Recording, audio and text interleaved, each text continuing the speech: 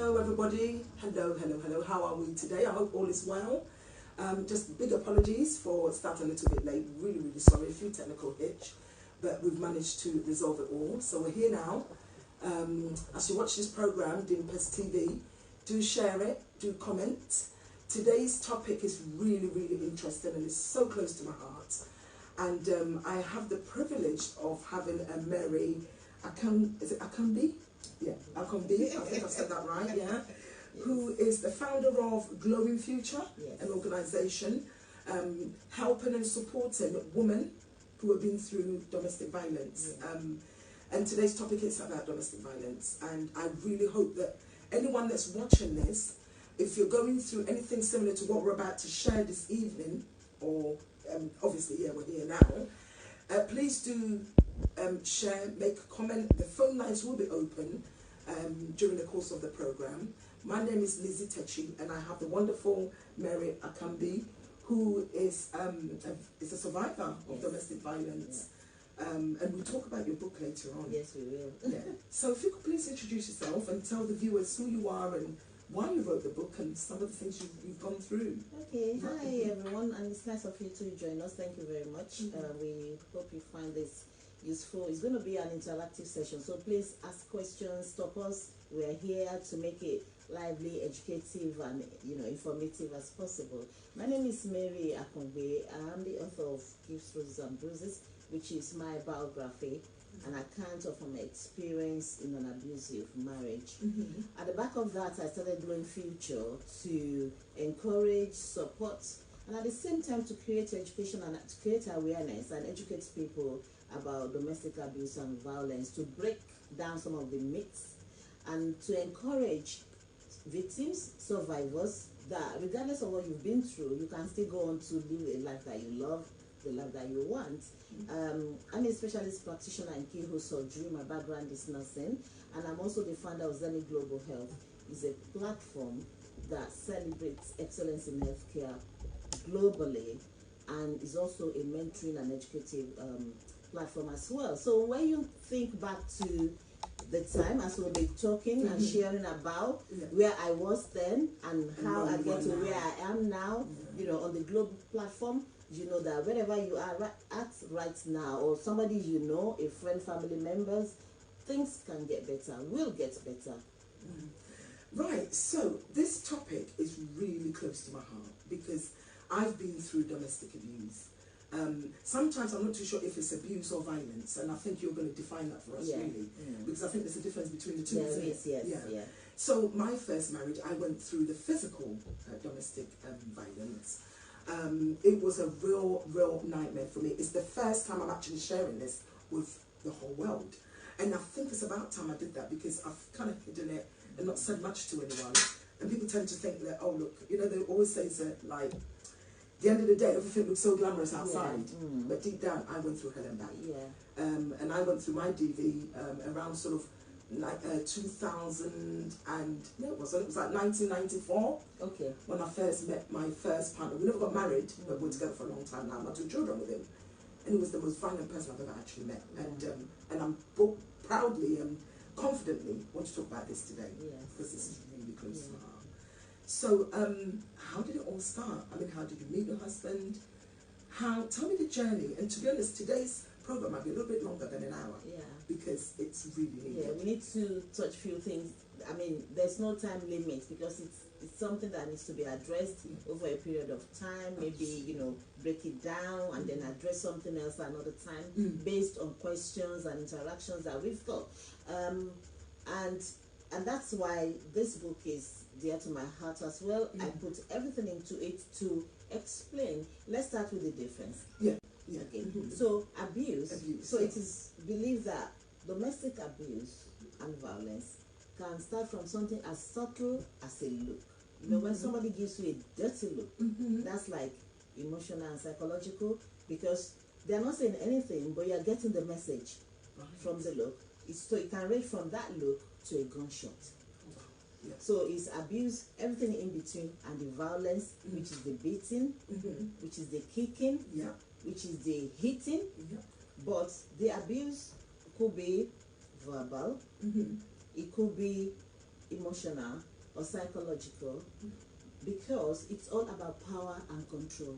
Yes, absolutely. This person doesn't want you to do anything unless it's on their say-so. Mm-hmm. And for the record, men do suffer abuse as well. Mm-hmm. Because in Glowing Future, we support women mainly, but men come to us. Mm-hmm. That's why we work with other organizations so that we can signpost them to get help. Absolutely. And especially because now men are beginning to speak up as well, Yeah. you know. So, but statistically, like you asked me earlier, 1 in 4 women 1 in 4 women go through abuse. this. And the police actually said 2 women a week are killed Wow. by somebody known Yeah. to them, you know, either ex-partner, current partner, ex-husband, current husband. Yeah, because I remember when I was going through my domestic violence at the time, and every time I called the police, they'll come out. I mean, those days they never really kind of arrested them. They said, "Do you want to press charges?" Yeah, and you say no because especially culturally, you don't want it to be your fault. Exactly. Yeah. So I always used to say no. And I remember one day a police officer, it was a woman, police officer, and she said to me, "Look, if you don't put a stop to this and walk away, the next time we come here, your body will be in a bag." Yeah. You know, and that was when the alarm bells started ringing. Yes. And I picked my 2 kids and I left. Yeah. And I never looked back. But even then, when I left, it was still. Oh yeah, it doesn't stop. In this book, there's a chapter called "Moving On," and I actually put a question mark on it because you move on, but do you really move on? Especially where children are concerned, is the father of your children. And I always say tell women that comes to us that we counsel, do not stop any man from seeing their children. Yeah. Because you know what? Everybody will get what's coming to them. That's number 1. Number 2, it's not for you to judge or to, you know, make the ultimate decision. Yes. Because in doing that, you are not actually letting go and you are clouding your own judgment to move on to better things. Absolutely. And secondly, I talk about children and domestic abuse. No matter how young they are in the situation, they know. They know more than we give them credit for. And that is one thing I found out, and another reason why I always say to people, if you have children in an abusive relationship, marriage or whatever, get counseling for them. And that's so important because I didn't. I always used to say to my children, "Oh, I've been through hell and back." And I said, "Oh," and my son one day came around and said, "And so have we." I said, "But you didn't go through that." He said, "Mum, emotionally." Yeah. And you're so right, and I wish I would have got help because they see it, they watch it, and like my children, they said 2 things to me actually. The first thing they said to me was that there are times when we wish we could rescue you, and we'll be planning between the 2 of us to see who will go first and whatever. And the other time, they told me that after we left. Yes. But while we were while I was in the marriage, one day the eldest said to me, "Oh, Mommy, we can't go home." I said, "Why?" Because when we left in the morning, Daddy said he'll kill you. Oh, Lord. And I said, "Oh, he can't kill me. It's But he nearly did when we got back home. Honestly. Yeah. So tell me, what I'm really interested in is some of the abuse that you actually went through and what triggers them. What was the first trigger? What would you do for him to even lay hand on you? Okay, so in domestic abuse and violence, and that's why I say to people again, especially culturally, when they say, "Oh, we settle it," this is not a matter of I don't understand you, you don't understand me, or you move whatever and I didn't want you to. No, this is totally different. It's about power and control. Until that person acknowledges that what they are doing is wrong, you can never settle it. Okay, so people come, they settle it because perpetrators are very clever. Sometimes they sit the victim down and say, "You call your mother, your father, or uncle, or somebody they respect that they know you report them to, and they'll tell you, I'll tell them this is what you did, this is it," and you're sitting there thinking, really, that's a lie. But you're scared as well. I was petrified. Yeah. So you don't have to do anything because domestic abuse is like a cycle. Okay. So you have the time when it's brewing. You have the time when things are not that bad. Then you have the time when it may explode, and then you have the what we call the honeymoon period, which is sarcastic enough, but that is the time when they come with, "Oh, I'm sorry, I shouldn't have done it." The flowers, I love you. The gifts, and the best husband they cook for you, and everything you are thinking. And that's why when people say, "Oh, why did she stay for so long?" It's because there is that cycle, and unfortunately, the cycle doesn't have a timeline. Yes. One cycle may be short this time around, Yes. the other one may be longer this time around, and the next time the time set will be different.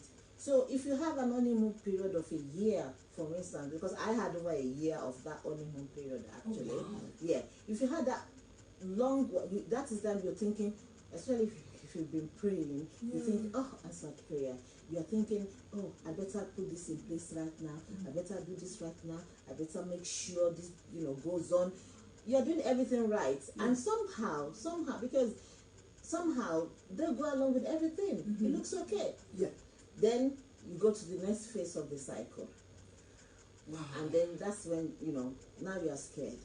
Yeah. Now you are treading on eggshells. Eggshells. And that's then it comes to the next part of the cycle where no matter what you do, even if you breathe, they'll explode.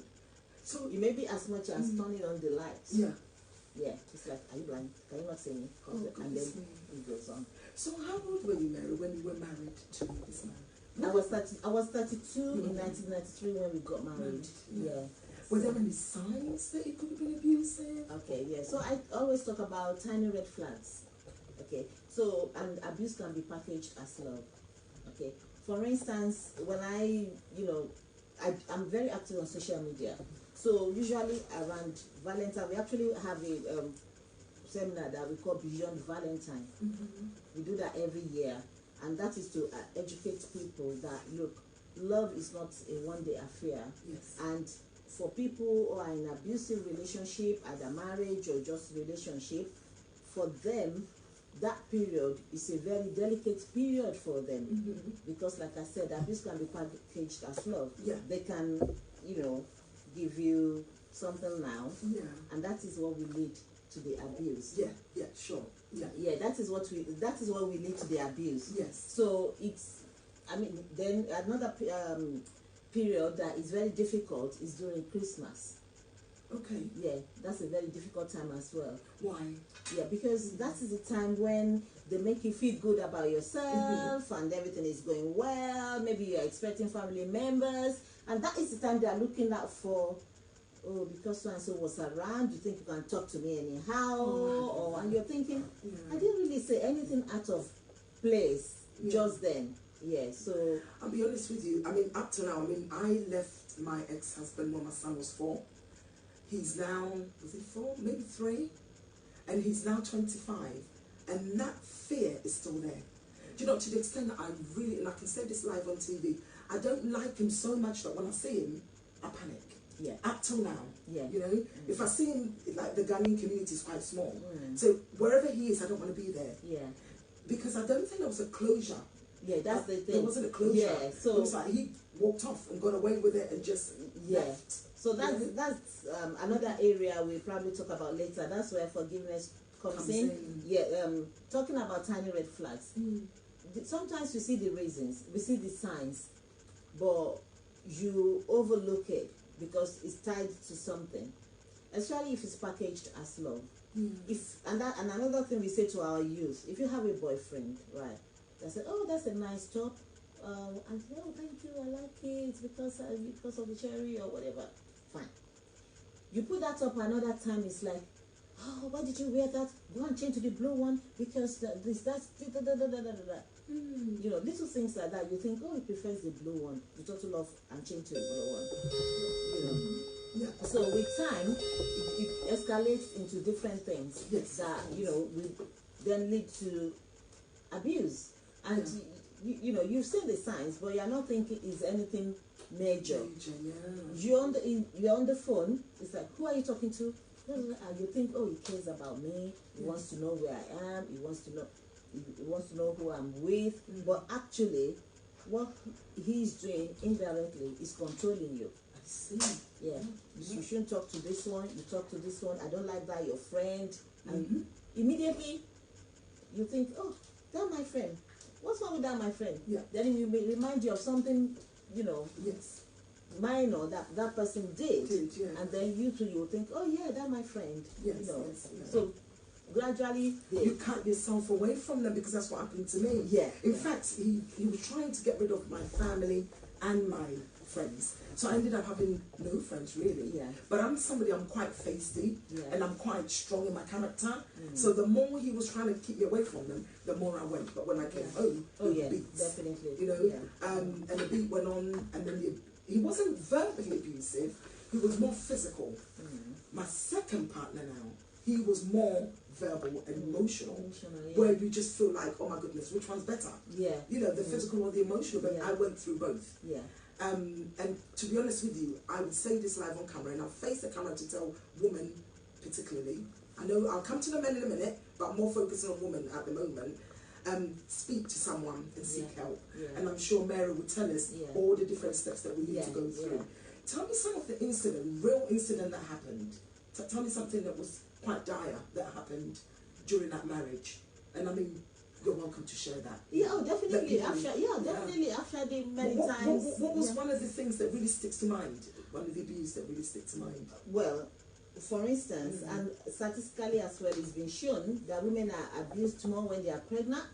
So with my first child, I was abused, and because I know all about these things, I'll go to the hospital, and I'm going with the knowledge of anatomy and physiology, and that is what I'll tell them happens to me. So they'll buy it. So now I work with midwives and, to spot these things in pregnant women and to help them to talk about it. Yes. The same thing, there was this time, and the time I said, my son said, don't go home. Don't go home, Yeah, so we went shopping, and I had some bags with glass cups and things like that. And as he started again verbally and getting high-rated and things like that, he picked one of the bags. The minute he picked one of the bags, I picked the boys. I ran out and threw it, hit me here. The glasses broke and hit me here. And I was outside at that time, so the neighbors called the police. And that was the first time actually that the lock was changed. Oh, you changed it? No, the police changed it. The police changed it. Okay. Yeah. Up until then, just like you, even if, it happens, I'll just say, oh yeah, and they'll leave. I used to always make excuses that something I did that triggered him off. Yeah, that's another thing they want you to believe. And that's why it's very important to heal. Healing is vital. When anyone's been through abusive relationship, it's better to heal, it's better to let go, and forgiveness is vital. And it's interesting, like I said, I'm very active on social media. Sometimes when I put things on Twitter, something like forgiveness starts with you. Forgive yourself for things you did. Some people will take me up and say, oh, but that person is a victim. Why do they need to forgive themselves? But it's something like you said. When we are going through all of that, there are times when you'll be thinking, you get to a stage, you begin to doubt yourself. Am I being too mouthy? Am I being too ambitious? Yeah. Like for me, ambition was in the equation. Oh yeah, because you're now and so and so. Oh yeah, because you'll come back to uni so many times. But he's doing well as well, So you're beginning to think it's not a competition, So that's why you need to forgive yourself. You need to look at yourself, lock the door, and say, do you know what? I missed it. I dropped the ball. Maybe I shouldn't have. But it happened. Whatever the reason why it happened at that time, I let go. I forgive myself. This is me now. This is way forward. It's a new dawn. Where do I start? Bring it on. It's important to do that. Absolutely. Because that will give you clarity as to what you want to do next and how. So how long were you married for? Well, I left at we were together for 10 years. And then before we got divorced, for like maybe 2-3 years after that. Okay. Yeah. So and that was another thing with religion. Apart from me telling the police that it's okay, we'll sort it. Then there's church issue when pastors would come to us and incidentally, most of the pastors knew me from Nigeria, from Full Gospel, so they knew that I really loved the Lord, and I met him in his church, and I didn't want to. Let me stop you there a minute. Mary, let me stop you there a minute. You met this violent man in church. Yes, I met him in church. Okay. So that's why I spoke about religion as well, because I'm just grateful. I'm grateful for every church that's given me the platform to share about this and to educate about this, because In churches, everything goes on. Everything is pray, fast, which we did. Before we got married, we had counseling. We had written counseling. We had one-to-one counseling. We had counseling. We fasted. We prayed. Our friends fasted and prayed with us. So it's not about that. It's about the individual looking at themselves and thinking, hey, hands up, I need help. Okay, now, let me just move on to another question because it's just too overwhelming for me right now. I did say to my partner this morning, I really hope I don't shed tears on this program. It's so close to my heart. And you know, I really want women particularly to speak about DV and not just bottle it all in, because I know I did. The only reason why I bottled it all in and I never even told my mother until I left the relationship. He wanted some kind of marriage. I didn't want it because I knew that if I wanted it as a marriage. But we did the customary, like the Ghanaian one, you know. So more or less that was a marriage. And I couldn't tell my mother until I finally broke away. She still didn't believe something like that went on. So I just wanted to ask a question. What would trigger one to behave in that manner? As in, what was his childhood like, your ex-husband? Do you think something from his childhood that contributed to the violence? What is it? And why? And that's why I spoke about getting counseling for the children. A lot of children grew up in abusive families, one way or the other. So do you reckon he might have witnessed something like that? He may have. He may have. And if you, the other thing, like I always say as well, which I shared on my timeline before coming here, it does happen to people like us. Absolutely. You know, you think, oh, it happens to illiterates, it happens to weak women, I'm from a lineage of very strong women, and you know, but it happens. And when you listen to other women as well who's been through this, you know, the professionals and everything, and that's another thing about Growing Future. People look at me, they can relate with me, they can say, oh gosh, if she's talking about it, then I can go to her and confide in her. And because a lot of people still don't want to come out, but they'll be glad to speak to somebody. And I always say to people as well, don't speak to people who want the juicy details. Surround yourself with value-added people.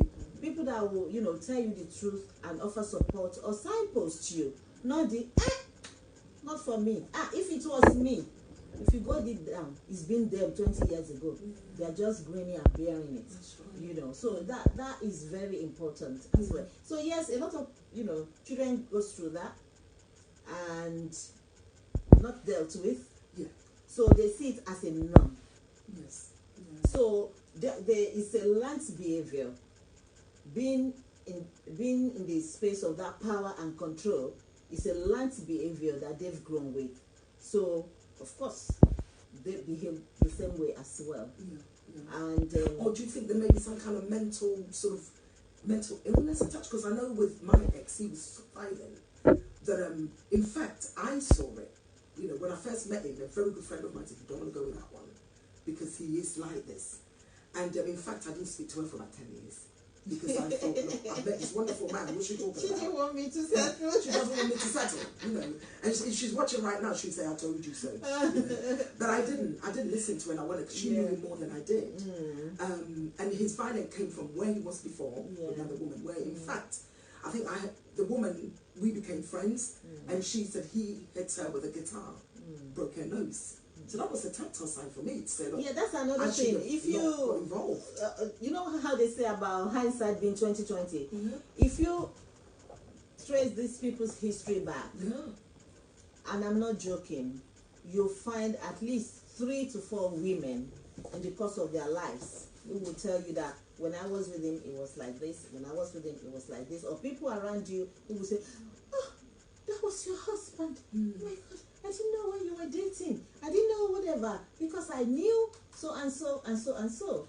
You know, so like you said, there's a little bit of mental health issue there. I think, A bit of narcissism is there. So it's a combination of things. But what it is not, and please listen to me, our viewers, it is not about anger management. Okay? Anger management, if they need it, let them get it. But domestic abuse and violence is not about anger management. It's about power and control. Because we all get angry. Yes, of course. We do. We know when to stop. We know when to be angry. We know when to not portray our anger on our children, or our husband, our wives. Yeah. So it's not about that at all. It's about wanting you where they want you to be. Right, because and it's really great you said that, because I've always said I will never ever go through such a thing again. If anything, it might be the other way around. No man will ever lay a finger on me, because as bad as it was, it's also taught me a lesson. You know, Yeah. It's made me more of a person who's more aware. Yeah. You know, and I think from my past experience, I can see sometimes when people are going through it, you can actually see it, but you can only offer help. You know, and if they don't want that, then there's not much. And you know what you say about blaming yourself with the children as well. You notice that children from abusive homes will go on to have abusive relationship because they miss that love at home. And that's why I always say the reason to live an abusive relationship is because of your children. Because when they watch it, they learn it. When they grow up, they're looking for somebody who will accept them like their father didn't accept their mother. They see it as norm. So when that person shows them acceptance and packaged abuse as love, they latch onto it. And when the abuse starts, it's difficult to leave. Do you know what? And with the boys as well, just like we're talking about these men, the boys as well, they will think, oh, it's okay, it's okay to do this to a girl because that's what they watch daddy doing. Or the extreme way will be, I will never treat any woman like that, so I'd rather not get married. I've had young boys, young men rather, say to me, do you know what, from what I've seen, what I've witnessed, I think then I'll have to say to them, no, that wasn't your journey. You start your journey, like you said, learn from it, and make it, let it empower you, and empowered, and just say to yourself, I will not lay my finger on any woman. Because what was really interesting, when I finally left, it was one incident happened, and I think he was so violent, and I had my baby with me. At that time, my daughter was like 6 months, and I literally ran out the house. Apart from the beatings, he was also called a lot of adultery, like sleeping with a woman at the same time. So here's me who's find out something, and I'm not going to put up with this. So the more I stood up to him, the more it got worse. And I remember one very good friend of mine, he's the one that saved my life actually. He took me in and said, you're not going back there. And he went to them to fight them. And at one point he used to say, if I can't have you, definitely nobody else can have you. You know? And it just I'll do this to your family members, or I'll do this to myself, So just to say, viewers, I'm just going to turn to the viewers now, just to say that please share this video, make your comments, the lines will be open. Do you know something? It's about time we spoke about domestic violence and domestic abuse. Don't deal with it by yourself. I'm not too sure if anybody knows about Clare's Law. Now, you know about Clare's Law, I'm sure you can explain that to us later. And it's a crime. To be honest with you, domestic violence is a form of a crime. Don't let no man lay their finger on you and just accept that it's okay, because it isn't. Now, I've said that for the woman, vice versa. Woman, don't also lay your fingers on the man, because it's still not right, because some men go through abuse as well, don't they? Just to be fair. So the lines are open, and we would love to speak to someone or somebody who wants to ring us and tell us about what they're going through. You can remain anonymous. You don't have to tell us who you are. And then, we see how best we can help you, because Mary have all the answers in this awesome book called Gifts, Roses and Bruises. I think it speaks for itself. So please, the lines are open. Somebody ring, or if you want to ask a question, Mary's here to answer that. Or even if it's contribution to encourage others at home, because even in this conversation, we cannot cover it all. If you have a contribution that will help other listeners and those people watching, or who will even watch later, please come and join us, and let's be a part of this. Absolutely. And I think it's so awesome that finally we can have a platform to talk about things like this. Because I know that when I was going through, even though my mother didn't know, when we used to argue, we had like this man and woman who were like close to us. Yeah. It was his family. So I'll be going to them and I'll be saying, look, I need help. And that's why you change. Yeah. You can't leave that marriage. Yeah. You know, it's a curse on your family if you leave, you know. At that time, I didn't really know the Lord. I met him and I just went with him. So prayer wasn't something I used to do a lot, but I used to kind of hope that one day I will escape from this awful, awful violence that went on. And I just hope that the viewers that are watching will be bold enough to say, look, actually, because if you're not careful, the next thing is, I think I'll let Mary continue. Oh, yeah. If you stay, what happens? Yeah. There's a lot of things that can happen if you stay. Emotionally, you become a shadow of yourself. Because you get to, that was a time. And it's interesting. If you put X number of survivors and victims in a room and you ask them to share their experiences, the experiences are similar. The degree may be different. The length of time may be different. I was talking to somebody, I said there was a time when I reached my home and to get the keys from my bag, my hands will be shaking because I don't know what's going to happen the minute I walk through that door. And she went, I went through that as well. And not just one person. It's, you know, it's so common. So you can become a shadow of yourself.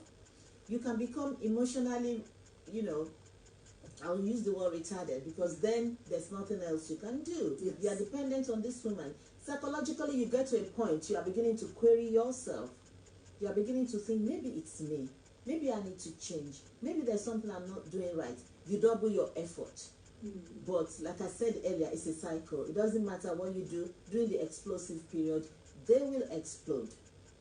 And then there's the physical part of it. You get ill, you get fractures, and they are quite clever.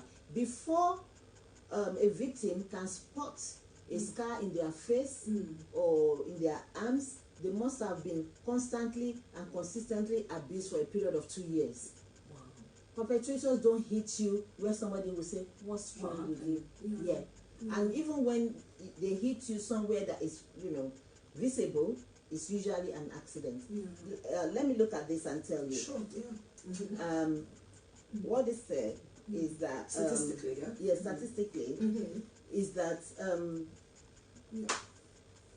75% of women seeking help for mental health are victims of domestic abuse and violence. I can connect with that. So when you think about it, that's one of the things that can happen. I know victims who's become paralyzed because, you know, they develop other problems that they were not aware of. Some will even lock their wives in. They know they are going through that illness, they will lock them in. They wouldn't let them go to the hospital. I know some who ended up in wheelchair, and I know some who are dead. Not because they are stabbed, not because of gunshot wounds, not because they are hit, but because they just thought, this is it, and they faded away. You know, so many things can happen. So many things that can happen, and there's so much help out there, you know. But I think where we, as coming from an African background, where we kind of think, well, maybe I should keep this to myself, is what other people think. You know, if we weren't live on air, I would use a word. Who gives a toss? Who really cares about what other people think? Yeah, and you know, thankfully, that is changing. Yeah. That is changing. I remember when I wrote this book, a lot of women are saying, oh, thank God, an African woman, a professional. It's because what we were taught is to grin and bear it. But I was lucky. My mom, of blessed memory, she was a politician and businesswoman.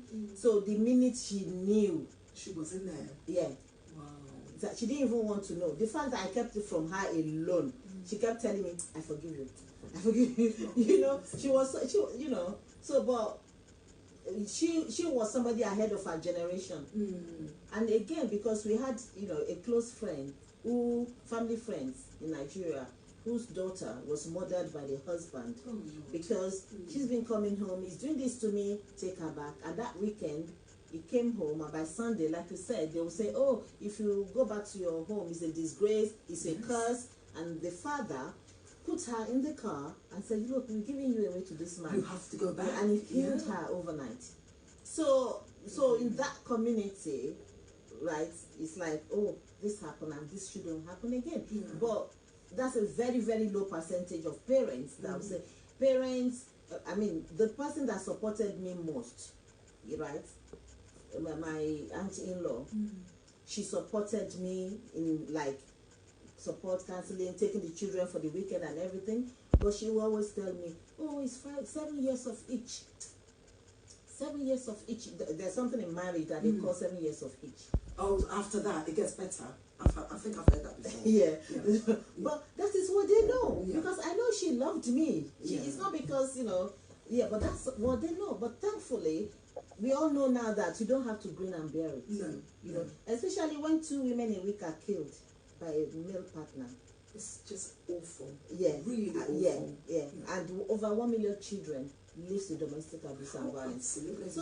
So we have to not only talk about the types, we need to talk about the effects. And I refer to the children as the silent witness. Yes. Because they cannot say much, but they see it, they absorb it, they digest it. We don't give them enough credit. Yes.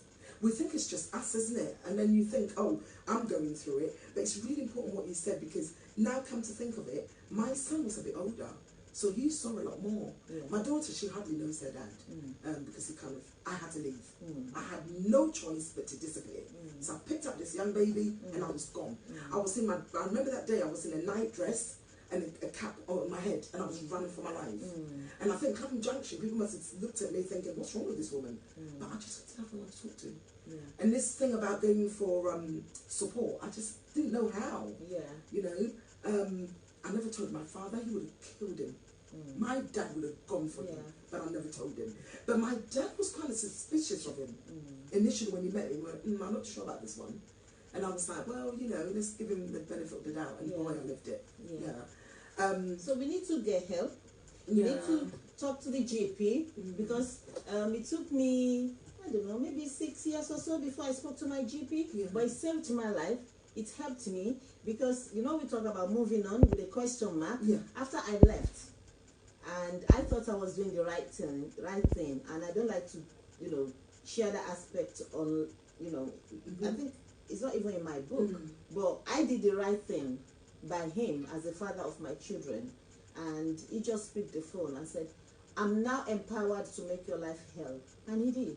Wow. He did. After the divorce? After the separation. Oh, the separation? Yeah, he did. What happened? Because he took me to court, he made up stories, and we were back and forth. Each time they throw it out, he'll make up another story. It took us about 4 years. And he doesn't have no mental problems, you don't think? No. Okay. No. All right. Not that. Because how do you make up stories that's not true? Well, people do it. They do. Yeah, and you'll be surprised. In that time, I learned a lot, because things happen. You go there and you see other people who are victims of circumstances as well. How do people say cry wolf? Yeah. So so it's important. It does happen. Yeah. So I thought I did right, and that was what I got. Yeah. So Mary, there are so many different types of abuse, isn't it? Now, in your book, at the back of your book, I think there's how many? How many are there? About 13? There's quite a few, but what this says, I requested to add this there. They said, if you are experiencing, they said, okay, let me read from the beginning. Everyone has arguments, and that's what I was saying. I don't settle domestic abuse and violence issue like every other marital issue. Of course. Everyone has arguments, and everyone disagrees with their partners, family members, and others close to them. And we all do things at times that we regret, and which cause unhappiness to those we care about. But if it begins to form a consistent pattern, absolutely, then it is an indication of domestic violence. The following questions may help you. Yes. Now, let's hear some of the questions. Okay. Has it tried to keep you from seeing your friends or family? As you said, stop there for me 1 minute, please, Mary. So this is to the viewers now. Has your partner tried to stop you from seeing your friends or family? And it's repetitive. Yeah. That's what we're talking about, isn't it?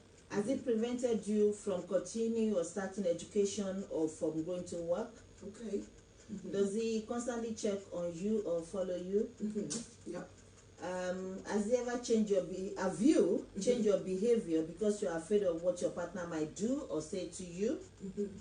Has he ever destroyed any of your possessions deliberately? Like what? Smashing the phones? Smashing the phones, stripping your clothes. I've had because I'm quite fashionable. I grew up. My mom had a shop in a commercial area in Ibadan. Was a businesswoman. So I grew up with that, and I'm also going about with gold jewelry, bags, and you wouldn't think twice, knowing how much it costs. What would you do to it? Rip it. For the sake of it? Yeah. And then what he tell you just is because. sorry? It depends. He might go out and buy a more expensive one. This is very disturbing. And that's what I'm saying about it can be really packaged disturbing. as love. Yeah. Because at that time, I've got the power, I can do it. And they'll do it. 2 minutes after, you know, they'll cry, they'll... Oh, wow. Yeah. That was exactly They'll crawl, Yeah. they'll, you know, so... Yeah, so it's important. So anyway, this goes on. Has it ever prevent you from leaving the house? And that's another thing. I'll talk about exit plan before we finish, because this is very important. Absolutely. Now, has it ever prevented you from leaving the house? And what they said at the time is that if you answer yes to one or more of the above questions, this indicates that you may be experiencing domestic violence. Yeah, I think I answered yes to. Me too. I've answered to all of them. I think the only one I think I only had 1 or 2 no's, and do you know? Yeah. At this point, I started crying. Yeah. It got to a point where when he puts the key in the door and he's coming home, I was like, oh my God. You know, I wanted to just literally you want the floor to open so you can sink. You know, if I cooked something, it was either too not good. Yeah. Why are we eating the same thing again? Yeah. There was always something wrong. Yeah. He wasn't even the provider. He was so flipping lazy, Yeah. and I can say this live on camera, but I was the breadwinner. Yeah. And yet I would do the shopping, the cooking and everything. And this man would, the food I've cooked, he would throw it away. I hope somebody's watching and know him and can forward him this video. Because he, you know, he was so, you know, I did all the work and I looked after the kids. He would stay in bed from like sleep all the way through. You know, and I'd have to take the kids to my mum. That time we lived at Clapham Junction. I'd take the kids to my mum in Tooting. Go all the way back to Clapham Junction to work and go back and get my kids.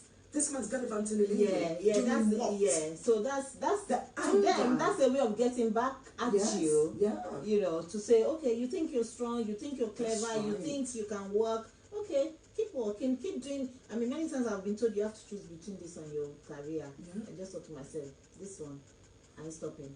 Yeah, You know? I didn't have a career. Yeah, I didn't have a career at the time. So it was really difficult for me. So as a result of what I went through with my first partner or husband, I then decided that, because he always used to say to me, you amount to no good, you're so thick and stupid, you're dumb. He used to say all these things to me. Yeah. And then I thought, when I finally left, I thought, I'm going to prove to this man that I'm going to be somebody. Yeah. You know, and now I can look in the camera and say, who's having the last laugh? I'm doing quite well. Yeah. If I can blow my own trumpet. Yeah. Sometimes Go for it. I always say it's good to give yourself a and pat so on the well back. done. Yeah. Because what he put me through, it was either make or break. But I went back to education. I educated myself, and I thought, you know what? He's still the person that can, like, sort of, what's the word I'm looking for? The more I think of what he did to me, the more I want to pursue my career. The more I want to go forward, because I've got something. One might say, why'd you got to prove it? Yeah. But this man literally, emotionally and physically broke me to pieces. Yeah, that's another issue with us. They'll be going, oh, it's not working. You know, it's a man thing. He's rubbing on his ego. There's nothing wrong in you not working if you can't get a job. But take the kids to the childminder or to a grandma, for Christ's sake. You know. He didn't do none of that. Yeah. No. So those people who come to settle wouldn't see what he's doing as abusive. Especially in that position, they'll see you as not being sympathetic enough. Well, I used to get, a lot of the times, I used to get a lot of people from our community saying, but why did you call the police on him? I had to. Because it was either that or my life, you know. And then he was going around telling stories that, like, oh, you know, she's doing this, that's why. Oh, yeah. It was all hush-hush. Yeah. Well, don't hide it to our viewers. I'm speaking to our viewers now. Listen, it doesn't matter what it is. Any of those lists that Mary's listed here at the back of her book, which we will mention again, or our producer will put it with the video when the video is finally done, some of the questions, please go for help. In the African culture, people might say to you, I saw, right, you change. If not, they'll say, why would you want your husband arrested? But why should you be killed? Why should you be marked? Why should you go through the emotional problems on your own? Why should you have mental health because of your marriage? Yeah. If you really care enough about your children and yourself, you need to exit. And that brings me on to the exit route that you were talking about. So do you mind sharing that with us, please? Yeah, so a good number of women, almost 60 to 70% of women, are killed at the point of leaving. Because nobody wants to lose control. So if you have the mind to leave, don't make it an habit to say, I'm going to leave you. You end up by yourself. Because you'll make sure you never leave, or you do not live alive. That's right. Okay? So, exit plan. What that means is, if you are planning to leave, pack a bag. If your medication, put your medication there. Put your passport there. Put some money there for transportation. Put immediate contact numbers and addresses, put them there. The children's medication or passports or anything that you need, put them there. Put like one cloth each for each of you. Put it there. Hide it somewhere, either in the house or with a trusted friend. So when you are ready to leave, it doesn't matter whether, the way you were dressed or the way I was dressed. I had a control leave because I had said, if it happens again within this period and that period, I told the church members, I told the elders, I said, I'm walking. And even with that, I didn't, the fear was there. I had it all planned and everything, but it was only like an hour to the time that I said, I'm going. And it was in a situation where it's like, really? So before he could gather himself together, we were gone. That's number one. Number two, we had a couple of witnesses around. So that's never stopped him, by the way. I've been beaten at the childminders and anywhere in between. In front of people. Yeah. So, but at that point in time, because of the situation, because of the circumstances, and because we had a couple of people around, but generally, just leave. Like you are going next door to buy something or to the corner shop, and then, if it's more controlled, then there is the tendency that, and if in the course of it, you are able to go to a refuge and things like that, that's okay. Yeah. Because in between, I've had instances when I've gone to family members for like a week or two, and then, and then we know how it is. Yeah, they send you back, don't they? Yeah, they will. Yeah, they send you back. They'll settle it. Yeah, they'll settle it. Yeah, and rightly so. But when I had the opportunity to actually not do that, I took the opportunity and I just spoke to myself and said, you know what, Mary? It's either now or never. And even at that time, I didn't mean for the marriage to end. I know. And that's another thing. It doesn't always have to end in divorce. Peradventure, there are institutions now. I think one of them is called, let me check. There's loads of help. Respect. Yeah. Respect UK. They help perpetrators. Okay. So peradventure, you may have gone through their program, or one day just think, what have I done? I'm going to lose, this woman. I'm going to lose my children. I'm going to lose my dignity, and come back to his senses. Then you may come together. But in the meantime, run for your life. Make it number one. So when I left initially, I didn't plan for the marriage to end, but I knew what I wanted. So when I saw that it wasn't going to happen, exactly. Yeah, so exactly. It just brings me on to another question, actually. But before I go to the question, I want to talk to our viewers. If you are experiencing domestic violence and you think, how the hell do I get out? Well, there is hope. Yeah. Because Mary is a typical example of DV, and I'm a typical example of DV. And eventually I left. Now, I know that earlier on Mary spoke about, the children and how maybe the children should be stopped from seeing their father. I'm going to be really honest with the audiences here, or with the viewers. I actually put a stop to it. I was so scared that If it was me, if he was going to hurt me, he might have hurt my kids. Yeah. So I didn't allow that until they were old enough. When my children got to about 14, 15, I said, "You want to see your dad? You can go and do so." Yeah. And they didn't at the time, but as they got older, they went looking for him. My son's always said to me, "What went on between you and our dad? That's your problem. That's our dad." I've learned to accept that. Yeah. As much as it hurts, I have to learn to accept that. Yeah. So I think they've got a good relationship with him. It's not my business. And you know, that's not something that is terribly bad. If you don't feel comfortable with it, if you don't feel comfortable, we've heard about men who picks up the children and go to commit suicide with the children just to punish the mothers. Yeah. So if you don't feel comfortable, yes, what I'm against is doing it out of malice. I get that. Yeah. If it's not out of malice, it's because you're scared or you don't understand it. Yeah. I think for me, I mean, there's a lot of things we cannot even cover today. But for me, I've come to an awareness and understanding that this guy is not mad. He won't hurt his children. Okay.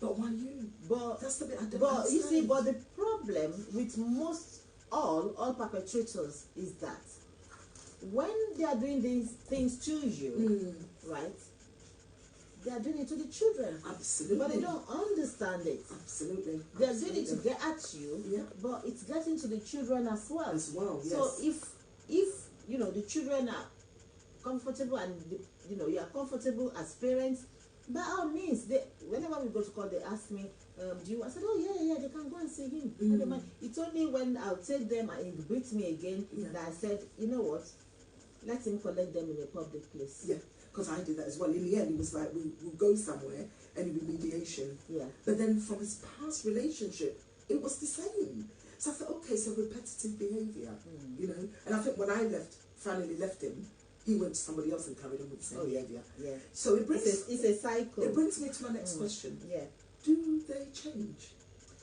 Is there such thing as go for therapy and this man will change? I don't think I've actually forgiven him, to be honest with you. Yeah, you've got to anyway. I always say that you have to. We talk about that, off here. There's a process and it helps. And like I said at the beginning, forgive yourself. He's never said sorry. That's fine. Yeah, I think he walks around. If you go to my, which is not related to domestic violence or anything at all, but was it yesterday or a few days ago? I posted something on my page and I said, sometimes we have to learn to accept the apologies we never receive. Yeah, true. Yeah. If you are waiting, you wait forever, and it will. Very true. Yeah, it won't help you. You know, it won't help you. Yeah. So I was talking about the cycle earlier, right? And you know, it goes from when tension builds, when they will show anger and violent behavior, then you get afraid. Yes. And then there'll be explosion, and you feel the pain and the humiliation, and then there's denial, where it's like, oh, you made me do it. Oh, I didn't mean to. Oh, did you? Oh, that's a scratch. Oh, but that was. Oh, let me not. You know. Right. Yeah. Okay. Yeah. Then when he's doing all of that, you are thinking, maybe I upset him. Maybe I, anger him. Maybe it's because if I had cooked this one instead of that one, if I had, done this and done that. And then there's the issue of marital rape. Right. Yeah, and I think it's only in Ghana that it is recognized. Was it Ghana? Yeah. No. When they were passing the law about domestic violence in Ghana, they said they had to take marital rape out. Right. Okay. But in the end, they added it. What's marital rape? Just okay, marital rape is because you are my wife, I can tear your clothes, I can pin you down, and I can have my way with you, even when you say no. Imagine somebody just kicked you, banged your head on and said, come on, let's go to the room. Oh Lord. Yeah, you can say no because it's your body. But in most parts of Africa, it's like it's your husband who owns your body. It's not. It's not. Because you haven't consented to it actually. So anyway, that's the time during the denial period is when you start to blame yourself and try very hard, like you said, to make things right. I just show the viewers that on camera if we can see that file. That's the cycle of abuse, violence. Yeah, and then I'm sure that our producer would maybe put that online at some point. Yeah, and then we go to the honeymoon phase and everything. Like I said, it depends on how long. If you've had a year of it, that's another year in an abusive relationship. which in your mind you think is over, then it starts again with tension, with explosion, with denial, and it just repeats itself. You know, some people never leave. Yeah, some people never leave. Just I have people who said it's their cross to bear. I've had people who's come to me and say, you know, I have an old aunt who's in her 70s and whatever, you know. And then we have and we have older couples who abuse each other as well. Absolutely. And we have generational abuse where the children abuse their parents. Yes. You see people going to court because of their parents' inheritance, you know. So I mean, like we said, it's wide. It's wide. And it's varied. Absolutely. But it has to be addressed. Absolutely. We've only touched things that we think, you know, will help, you know, other people here. So, viewers, the lines are still open. Please drop us a comment. I'm not too sure if I can see comments on here. But it's really important. I know some of you might think, actually, I don't want no one to know who I am.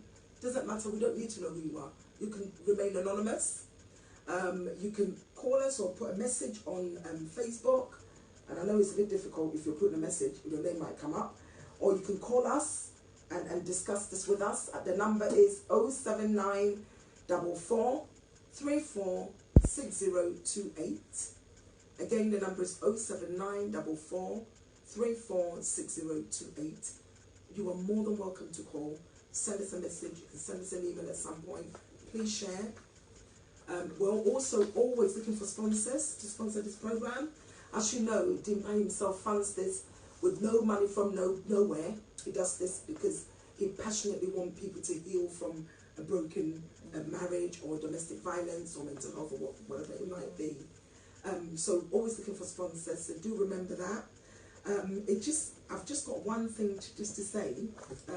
You wrote this book, and why you wrote it is from a point of what you went through, the abuse you went through.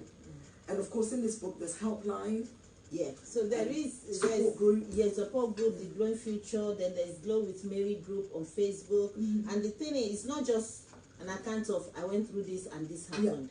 It's about linking every experience, every step to the signs of abuse and types of abuse.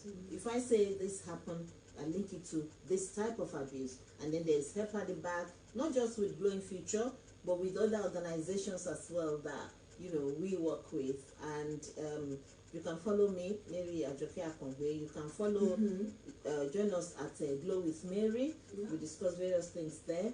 And you can, you know, send me a private message. Yeah, I receive a lot of private messages. Even sometimes somebody wants to ask a question. They'll ask somebody close to you to ask you. And that's okay. Even that person doesn't have to tell us who they're asking on behalf of. You know, because the idea is to reach as many people as possible, to create this awareness that it's not right. It's not acceptable. It can happen to anybody, and it doesn't matter how old or how young. It doesn't matter how good. It doesn't matter whether you are, you know, a Christian, Muslim, atheist, or whatever. This issue, domestic abuse and violence, is no respect of anyone or anything. Absolutely.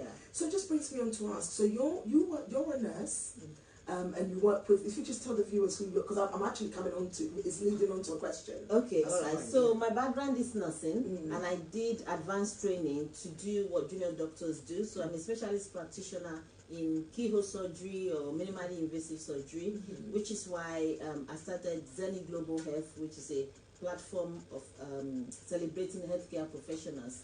It's an awards platform and a mentoring platform as well. Right. So it doesn't matter really.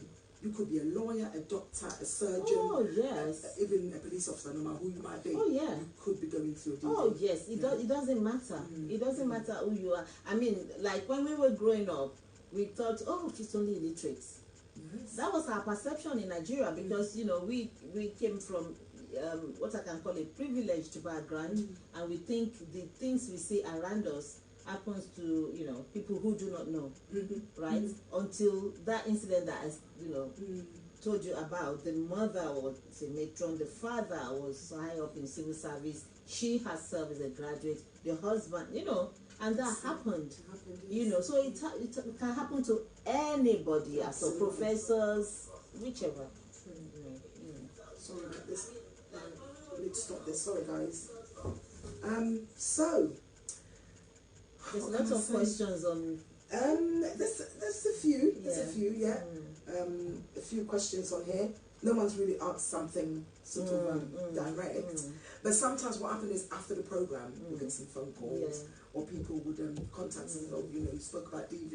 Yeah. I'd love to have some sort of information about it. We've got a long way to go. Oh yeah, we do. With the African community. Yeah. You know, but it's still worth doing what you're doing. Oh, definitely. You're doing amazing work. Yeah, thank you. And thank you so much for coming today. You're welcome. Really It's my appreciate it. pleasure. Thank you.